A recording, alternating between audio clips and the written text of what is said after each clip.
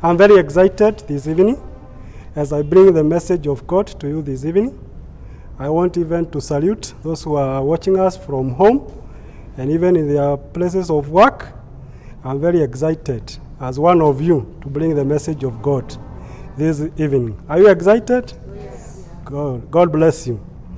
Now, when I was looking at today and the message that I have prepared for us and the events that are taking place in our country, we are all aware of the many challenges and crises that we are going through. Are we aware of them? Yes. We are all talking about COVID-19, but we are happy to know that God is in full control. And it is a testimony because even at such an evening, for us to be very healthy, it has taken the hand of God. And we bless the Lord for that. Now, I want us to reflect in a very simple message that I have titled as Doing Good to the People. Doing good to the people. We are the people. And wherever we stay, when we reflect back and look at, since we started this year, if you look at your life, you need to ask yourself, how many things have you done good to other people? Because we live in a society, isn't it? Since morning, you have interacted with so many people. How many things have you done good to the people that we live with, that we serve? There's a very nice story in the book of Acts. And our reflection today, we are going to look at the book of Acts. Let me take you through there. The book of Acts, the book of Acts 9, 36 to 43. It's talk about a lady we all are very familiar, who was called Tabitha. Are you familiar with Tabitha? Now, let me try to read that book. Acts 9, chapter 9, verse 36 to 43, and I will read. In Joppa, there was a disciple named Tabitha, which when translated is Dorcas, who was always doing good. I want us to understand that statement, who was always doing good and helping the poor. About that time, she became sick and died, and her body was washed and placed in an upstairs room. Linda was near Joppa, so when the disciple heard that Peter was in Linda, they sent 2 men to him and urged him, "Please come at once." Peter went with them, and once he arrived, he was taken upstairs to the room. All the widows stood around him, crying, showing him the laws and other clothing that Dorcas had made while she was still with them. Peter sent them all out of the room. Then he got down on his knees and prayed. Turning toward the dead woman, he said, "Tabitha, get up." She opened her eyes, and seeing Peter, she sat up. He took her by the hand and helped her to her feet. Then he called the believers and the widows and presented her to them alive. This became known all over Joppa, and many people believed in the Lord.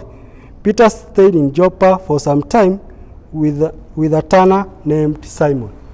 So that story of Tabitha is very well self-explanatory. It is talking of a woman who, during her time, she did good to the poor and the widow. Are we getting that? Yeah. Now, these people, when Tabitha died, they cried. And they remembered Peter, who they called actually for him to come.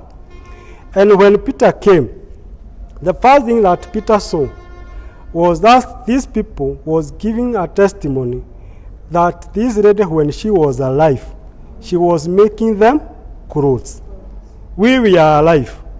What testimony can the people who surround us talk about us? That is the challenge I want to throw to us as a church. as the people who are living during this time. Let's all start to be counted that we are serving the society where we stay. During that time, Tabitha was making clothes for the widow and the orphans. Each one of us has an opportunity to do good to another person. Is that true? But the society we are living in, most of the people don't do good to others. They think bad, they think evil. So my message is, we can, as a church, as the people who are called by God, we can change the focus and start doing what is good. And through our actions, we are able to change even the community where we live. We are able to change the society where we live. When we wake up in the morning and when we go about our duties, be it in office, be it in the places of the market, always ask yourself by the end of the day, did I do anything good to my fellow human beings? Are we getting that? So that is the message that is very clear for us, that each one of us has a very good opportunity to serve other people. People have continued to glorify what is bad and evil, but we can change the situation. We only told about one lady called Tabitha, and she was even recorded in the Bible, isn't it?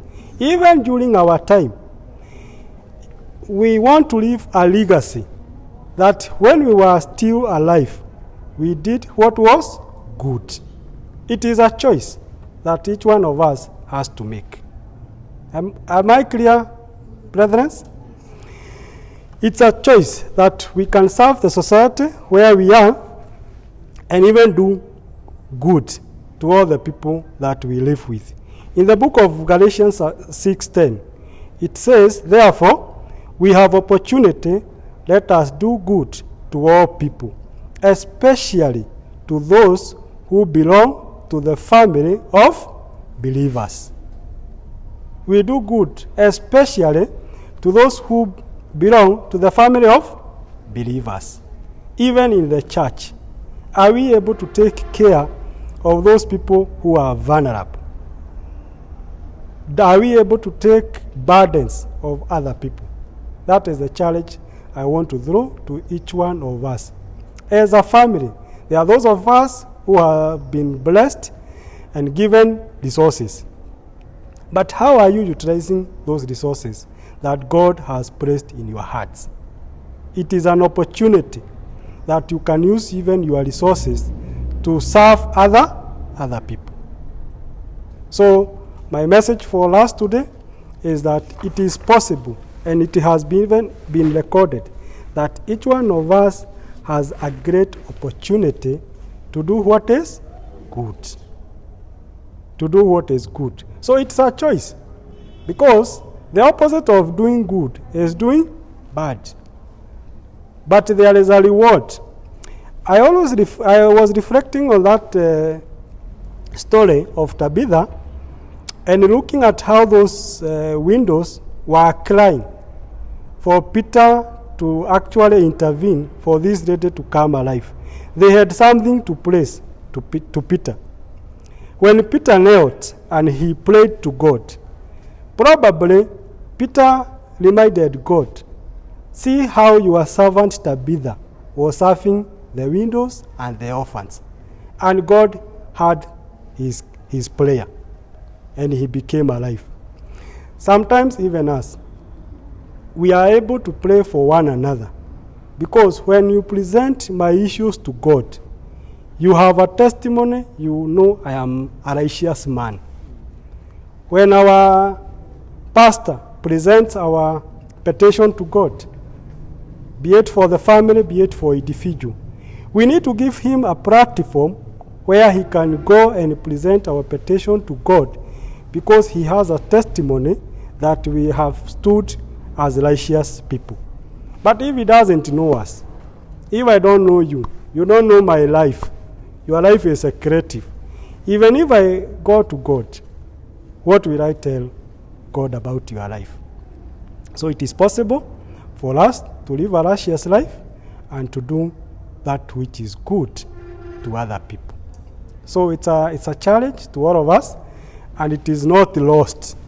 Because I want us, even as we come to the end of the year, keep on reflecting. What have you done that has transformed any person's life? The Bible does not talk about women doing good. It talks about all people. Children can do good, women can do good, men can also do good. So we all have an opportunity, we all have an ability, we have been given resources by God to serve other people. Even as parents, even as couples, let's try to do what is good to each other. We have seen a lot of conflicts within families, even at this pandemic time. It is not time to start blaming each other, but it is time to bring our petitions to God and do what is good for us to be able even to glorify God. So that is the message, and I know for sure if we do what is right, we all aspire to leave a good legacy. Even if Tabitha was not, did not come alive, she had already left a legacy that when she was alive, she was doing good. But what legacy do we want to leave behind us? Or somebody will start and talk about me of the bad things that I did when I had an opportunity to do what is good. So I want to encourage you, brethren, those who are in the church and those who are watching us, wherever you are, we have an opportunity to do what is good. And there is a reward for doing good. There is a reward when you do good, even at the church. And I have already emphasized that each one of us, be it young and old, we have an opportunity to do what is good. So that's the message that I have for you this evening. Let's believe and pray. Everlasting Father, we want to thank you this wonderful evening for the gift of life that you have given us. You have taken good care of us throughout the day, dear Lord, and even to see such an evening, it has taken your able heart. We want to thank you even for your message this evening, that God, you have reminded us through Tabitha that we have an opportunity to do good to other people. We want to commit ourselves that we are going to reflect and continue doing good to other people for the glory and honor your holy name. We pray this believing and trusting in Jesus' holy name. God bless you.